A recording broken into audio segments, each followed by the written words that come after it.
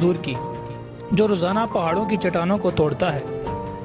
وہ روزانہ تھک ہار کر گھر جاتا ہے اور اپنی قسمت کو کوستا ہے۔ کہتا ہے کیا قسمت ہے میری، صرف مزدوری مزدوری اور مزدوری، جتنی بھی کر لو پوری نہیں ہوتی۔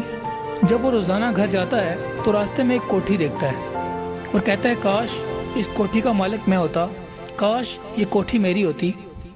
ایک دن وہ کام کر کے آ رہا ہوتا ہے، وہ اس کوٹھی کو دیکھتا ہے اور اس کے پاس کھڑا ہو جاتا ہے، بڑی شدت سے اس کوٹھی کو دیکھتا ہے اور پھر گھر چلا جاتا ہے۔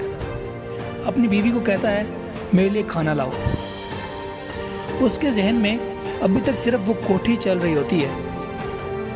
اسی خیال میں سو جاتا ہے، اسے خواب آتا ہے کہ وہ کوٹھی اس کی ہو گئی ہے اور اس میں عیش و عشرت کی زندگی گزار رہا ہے۔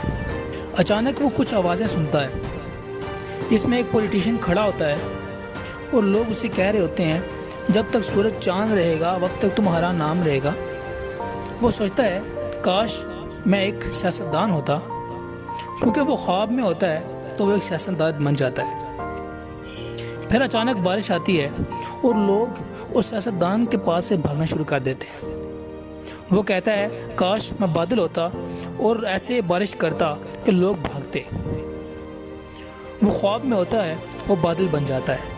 پھر اچانک ہوا آتی ہے جو بادل کو بھگا کر ساتھ لے جاتی ہے۔ وہ کہتا ہے کاش میں ہوا ہوتا تو وہ ہوا بن جاتا ہے۔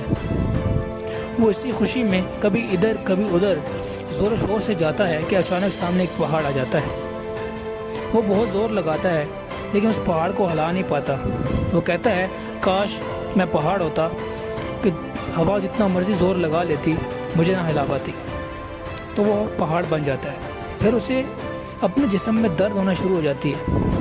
اسے محسوس ہوتی ہے کوئی ہتھوڑے مار رہا ہے، کوئی اس پہاڑ کو توڑ رہا ہے اور وہ کچھ کر نہیں پاتا۔ وہ کہتا ہے کاش میں وہ ہتھوڑے والا بن جاؤں جو اس پہاڑ کو توڑ رہا ہے۔ وہ بہت کوشش کرتا لیکن وہ اس جیسا بن نہیں پاتا۔ اسی کشمکش میں اس کی آنکھ کھل جاتی ہے تو سامنے شیشہ لگا ہوتا ہے۔ وہ شیشے میں اپنی شکل دیکھ کر حیران ہو جاتا ہے، کیونکہ دنیا میں سب سے مضبوط انسان وہی تھا، کیونکہ وہ پہاڑ توڑنے والا انسان وہی تھا۔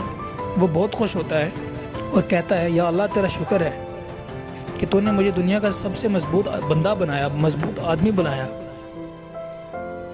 دوستوں، سیم اسی طرح ہوتا ہے۔